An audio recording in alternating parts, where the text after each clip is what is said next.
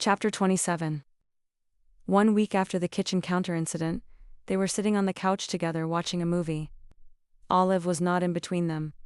Olive wasn't even at home. She was having a sleepover at her grandmother's house. So they'd decided to take advantage of having the TV to themselves and watch a movie. And now here they were, in the cozy darkness of the living room, with no kid at home and an empty couch cushion between them, and Archer had no idea what this movie was about. He'd been staring at the screen for the past 45 minutes, but if asked, he could not tell you a damn thing about this movie. He could tell you that Iris was wearing a tank top and yoga pants, and that her hair was piled on top of her head in a messy bun, and that she smelled like vanilla, and that she'd made happy sighing noises as she ate the dinner he'd made her, and that every time she giggled at something in the movie, his heart constricted, and that he was absolutely losing his mind being this close to her and not touching her. This was ridiculous. He was a grown man and this was his damn house, and if he wanted something, he should have it, right? Just because he was a father now did not mean he had to be celibate, and Olive wasn't even here. This didn't have to affect her at all. It didn't have to get messy. Iris? Yeah, she turned to face him with a mischievous smirk. It was almost as though she knew exactly what he'd been stewing over all night. All week, really. I want to kiss you. Her smile grew. So do it. He was across the couch and dragging Iris into his lap before the words were out of her mouth. She straddled him and ran her hands through his hair, tugging a little on the ends. He smiled up at her. I poured salad dressing on pancakes because of you. What? She giggled, and he kissed the sound from her lips. I can't stop thinking about you, Iris, he murmured against her mouth, and he could feel her smile. It's becoming a problem. For me too, she confessed. I basically stopped teaching in the middle of a class. She nibbled his bottom lip and he groaned. So, what are we going to do about it? He asked. Iris lowered further into his lap, pressing her ass into his cock. I have a few ideas. And when things get messy? They won't, she promised, grinding against him and his breath caught. And if they do, I promise we'll protect Olive from it all. He breathed a sigh of relief at that. They'd protect Olive, together. This thing between them didn't have to hurt his daughter. Okay, good. His fingers dug into her hips, and she rocked forward. But you have to stop doing that, or things are going to get real messy, real fast. Iris laughed, her breath warm on his face. I want it messy and fast. I don't want to wait any more for this. Tessus, Iris, he breathed. This time, she said, already shucking her yoga pants, and Archer barely had time to register her bare legs, her bare ass. Next time we can go slow. Next time. His thoughts snagged on that little promise. Please, Archer. Iris's desperate voice snapped him back to reality. She was half naked in his lap, her cheeks flushed pink, asking him to do the one thing he'd not stopped thinking about since she moved in. Yes, yes to her please, yes to everything. And then her hands were on him, tugging his sweats down, wrapping around him with such single-minded determination that Archer nearly laughed, but it died in his throat. Iris stroked him once, twice, 3 times before raising up on her knees and notching him at her entrance. She held his gaze. Hers was hungry. I'm on the pill, she said, and he nodded. Okay, Archer. He knew what she was asking. Yeah, it's okay. I've been tested, me too. He kissed her hard and desperate as she slid down, both of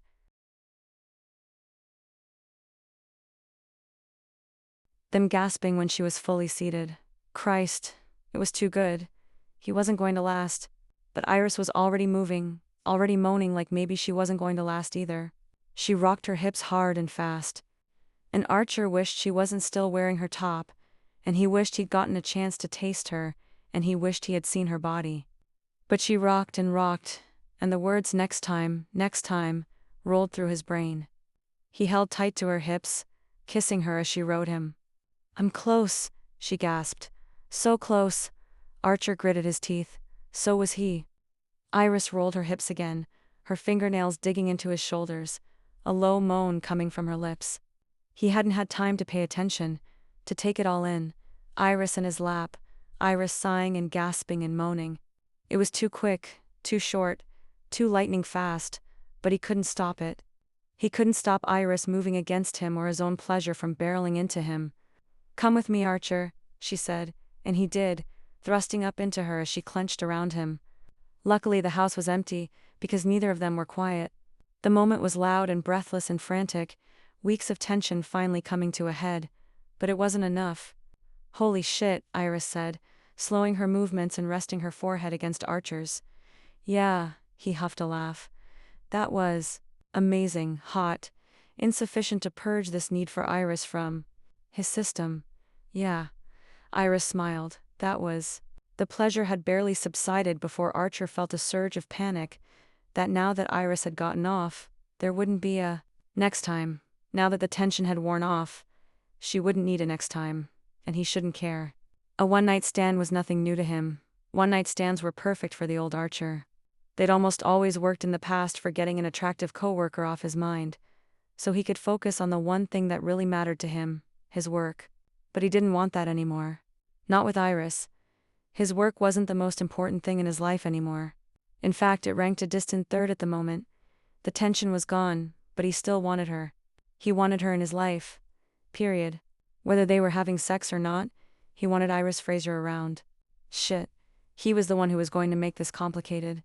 His feelings were the ones that were going to get hurt. Somehow he had not seen that coming. She leaned forward and planted a kiss on his cheek. "I'm gonna go clean up." "Yeah, of course." Archer was slowly coming back to his senses, to what they'd done and to how much it had affected him. "But I wouldn't mind company later," Iris said. "You know where to find me." "Yeah, okay." He wasn't even sure Iris heard him. She was halfway down the hall by the time he answered. "What the hell just happened?" After he cleaned himself up with a towel from the kitchen, he sat back on the couch and tried to piece together the last half hour. He should feel relieved, right? Satisfied to have finally had the thing he'd wanted for weeks. But it wasn't enough. It wasn't just about getting off. At least it wasn't for him. Not anymore. But Iris had run off immediately after they were finished. So maybe it had been just sex for her? She'd told him she never planned on having kids, and that they were together in any sort of real way. The whole arrangement came with an automatic child in the mix. So where did that leave them? Archer dropped his head back on the cushions. Head thought he could compartmentalize his feelings for Iris. He'd thought that he could handle having her living in his house. He'd thought he could just control this whole thing, like he was so used to doing, but none of this was going how he thought it would. And now he was left with a choice. This could be it. They'd gotten the forbidden sex thing out of their systems, and he could let the whole thing go. Move on. He should probably even look for a new nanny, and kids were resilient, right? Olive would be okay. She had him, and he was proud of that. Proud that he was here for her. They'd get through Iris's departure together. Or, ... he could take Iris up on her offer to keep her company. Later. It took him exactly 3 seconds to decide on choice number 2. He didn't know what Iris wanted in the long run, but if there was an inkling of a chance that she wanted him, then he had to take it. Iris stood under the warm spray of the shower and tried not to freak out. Okay, so she'd finally slept with her boss. And it was amazing. And then she'd quite literally run away, while also extending an invitation for more fun later. Good Lord. What was wrong with her? She was all over the map. Was Archer as confused as she was right now? Maybe she shouldn't have bailed so quickly afterward, but it was all so fast and hard and good, and then she didn't know what to do with herself. He probably thought she was just using him to get off because she kinda was, but she also kinda wanted more and she liked him. Genuinely actually liked him, and it had been creeping up on her all this time, and then it just slammed into her and she panicked. It had been a very long time since Iris had liked a man and wanted to be around him when their clothes were on. She didn't really know what to do with that. Okay, breathe, Iris. First you need to get out of the shower because you've been in here for a really long time, and Archer is going to start to think it's weird. She turned off the water and stepped out of the tub only to realize that she hadn't thought to bring in a change of clothes, or even the ones she'd stripped out of in the living room. She had her tank top and sports bra and absolutely no bottoms. Perfect. She didn't bother wrangling herself back into her tank top, and instead just wrapped a towel around her and prayed that she could get to her bedroom without being caught. She opened the door and walked straight into Archer's chest. Oof. Sorry. He grabbed her arms to steady her. I was getting worried. Thought maybe you hit your head in there or something. Iris laughed. Nope. Just ... Thinking, yeah, me too. Archer's gaze was steady on hers, dark and serious in the dimly lit hallway. Iris was hyper-aware of her lack of clothing. Her skin prickled beneath the towel, every nerve ending standing to attention. And what were you thinking about? She asked. Archer's gaze flicked down to the bare skin above her, towel and back to her face. I was thinking that wasn't nearly enough. Really, her voice was embarrassingly breathy, but Archer still hadn't let go of her arms. And he was so close, Iris felt dizzy. Was that your way of trying to end things between us, Iris? Bang out a quick one and we can move on with our lives, because if it was… No, she responded before she could think. No, that's not what I want. Archer's lips curved into a relieved smile. He moved closer, until her back was against the wall.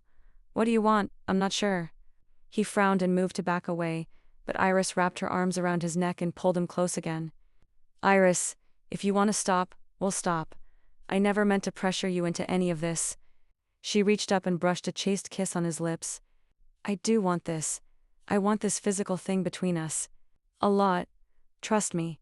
Archer let out a small chuckle, but he was waiting for her to go on.